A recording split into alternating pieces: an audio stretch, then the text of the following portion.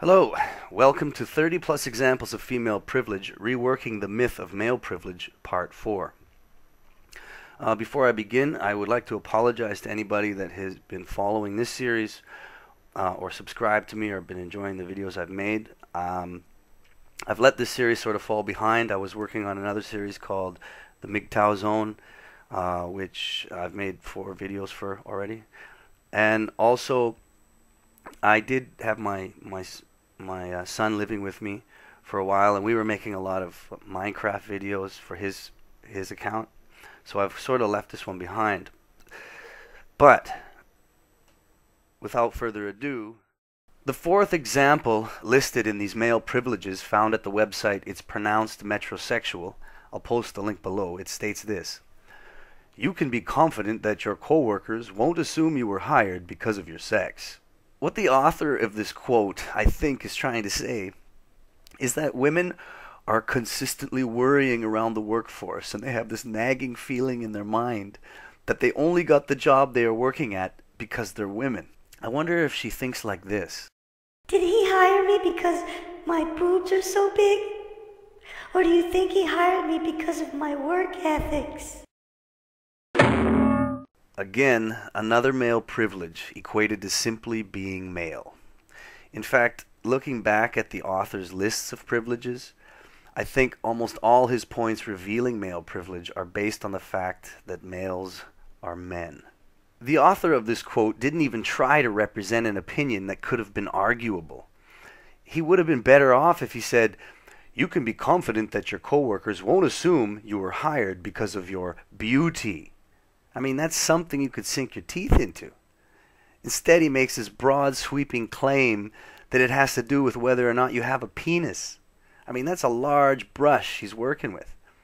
And even if such a ridiculous statement could be proven true, how could a man possibly go about remedying it? Not only does this concept blame men for disadvantaging women because they are privileged males, it can't possibly offer any solution to men on ways to change it.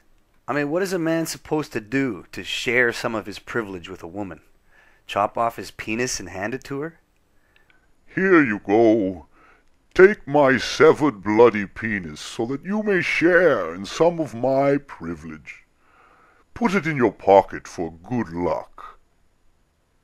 Or maybe he's supposed to become a metrosexual? Like Sam Killerman, the author of that trash blog I'm deconstructing? You smell that? Something's cooking here. I smell The patriarchy. Alright, enough fooling around. Let's get down to brass tacks. And I'm talking about thumbtacks. You know, the kind that you push into your walls with your thumb. Not the kind of tax you pay for because you're a working man. And also, it's time for some irony. You know, the kind of irony you get for being stupid. Not the ironing you get from your wife when you're late for work. So here it is. Part 0. How to get a job if you are a woman. In the article I referenced in my blog post and have linked below, it says this: in an experiment that involves sending out more than 2,500 resumes, either with or without photos of the applicant, economics researchers Bradley Ruffel at Ben-Gurion University and Zeev Stutener at Ariel University Center, and forgive me if I pronounce those wrong, they sought to answer the question of whether being good-looking could help you find a job. Now, I wish we lived in a world where the awful consequences of hypocrisy were more transparent and better understood by the majority of people. But that galaxy is 12 parsecs over.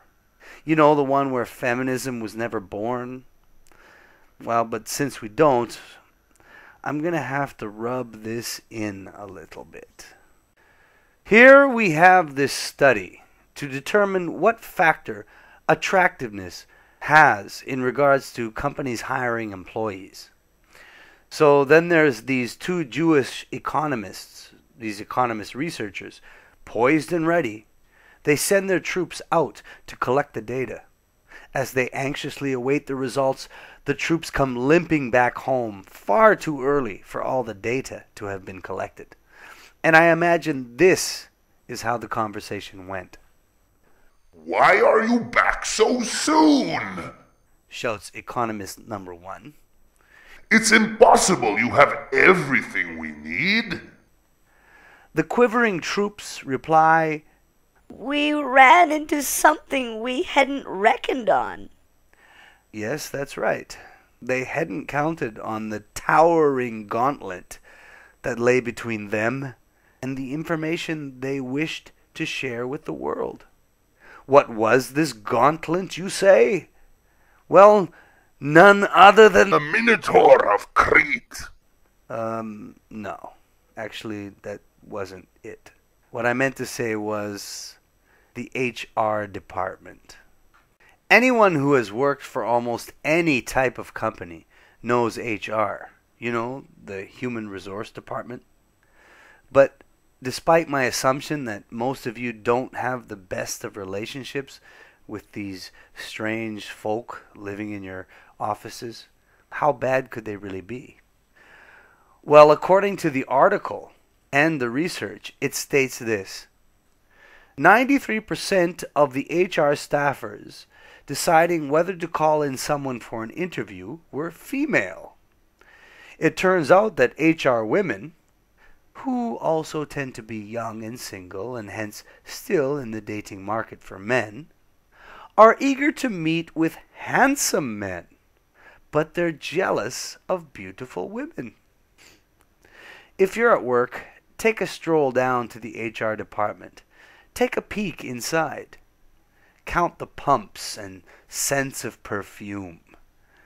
And if you do it stealthily enough, you might catch them doing one of their two favorite activities, talking or doing nothing. But HR is not the concern I am here for. I am here to expose the hypocrisy of the thesis stating that women are severely disadvantaged in the workforce because men only hire them for their looks. Oh, but it is not the hairy, outstretched palm of patriarchy turning ugly women away and at the same time groping beautiful women as they walk through the company doors with no real experience. It is actually other bitchy feminists that are the reason women are printing out their 15th resume this month. In fact, if more men held positions at the front gates of companies, according to the data, it would be all beautiful women who are employed by now. But that just isn't the case. Unless you send in a naked picture of yourself, along with your former work history. You use it, girl. So do people assume that women get hired for their looks and not their skills?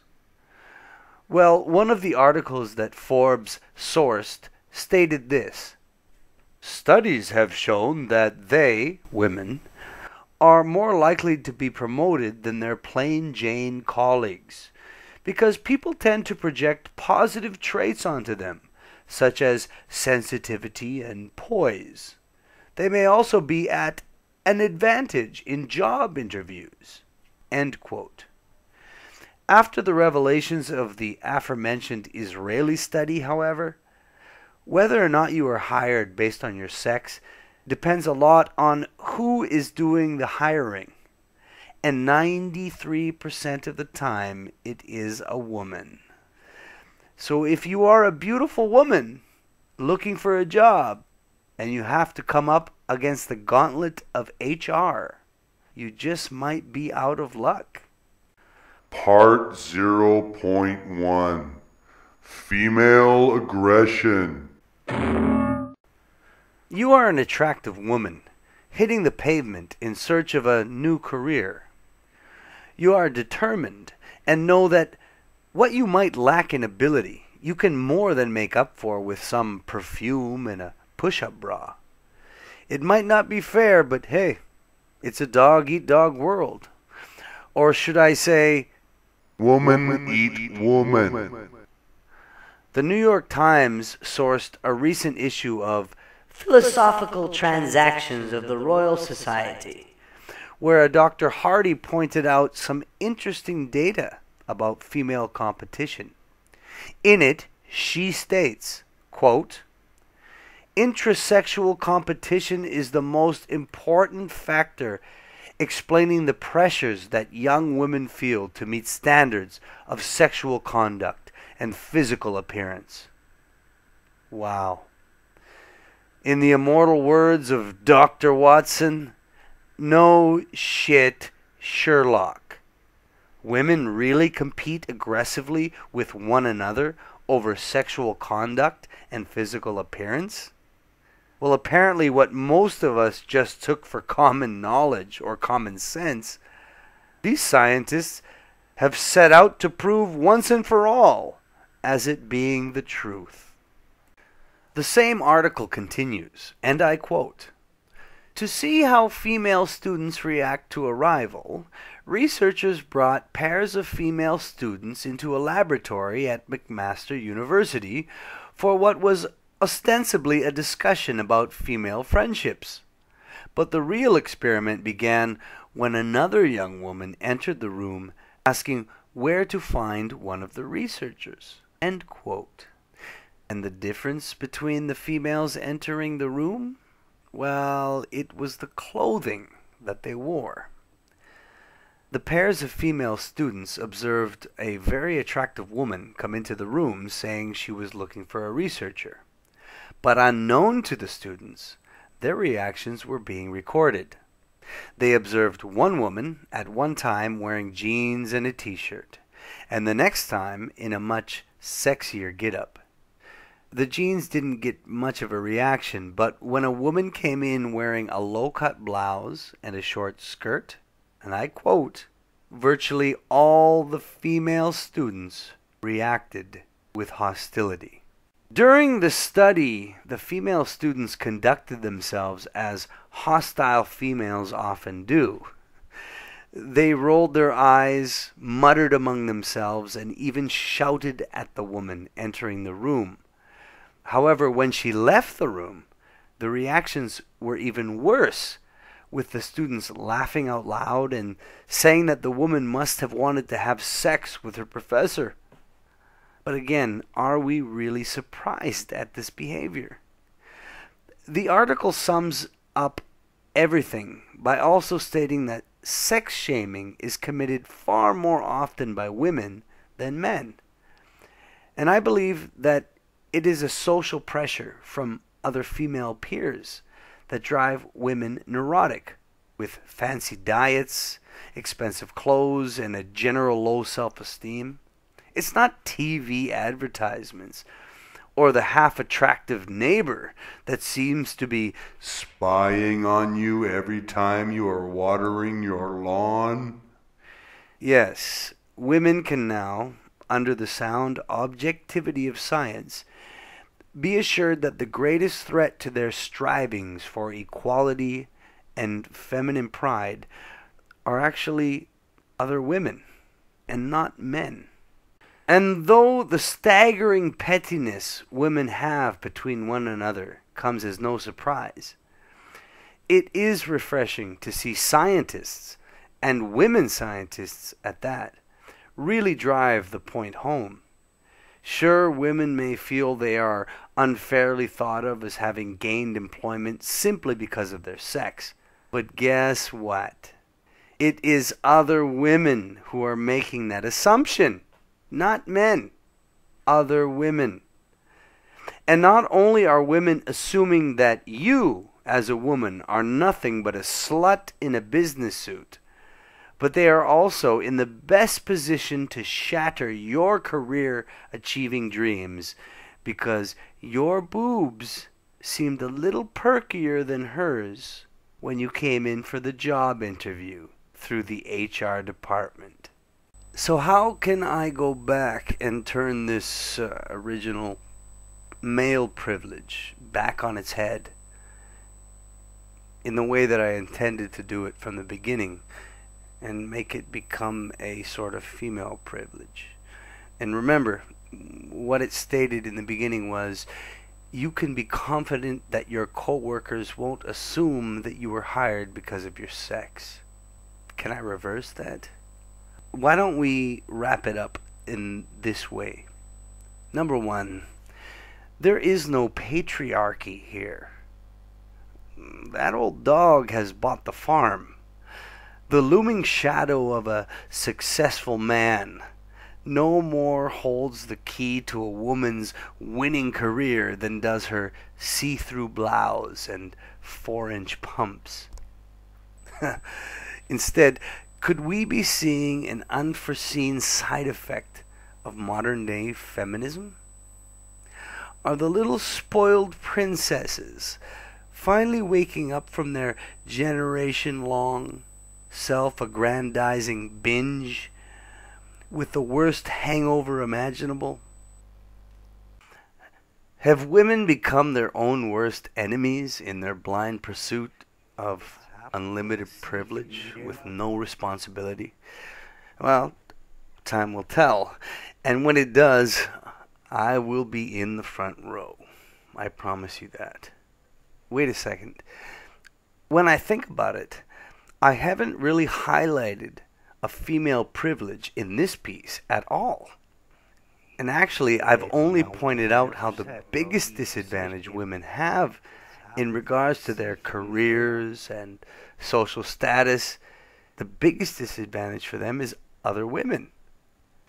I can't for the life of me think of any advantage women may have in this area if they're doomed to constantly compete with other women. Maybe I'm missing something, but it seems to come together. Well, of course, unless the woman is ugly. Yeah. That makes sense. But to all you women out there, stay ugly. Strive for the best. Peace out, and remember that a violently vibrating piece of plastic may just be your best friend one day.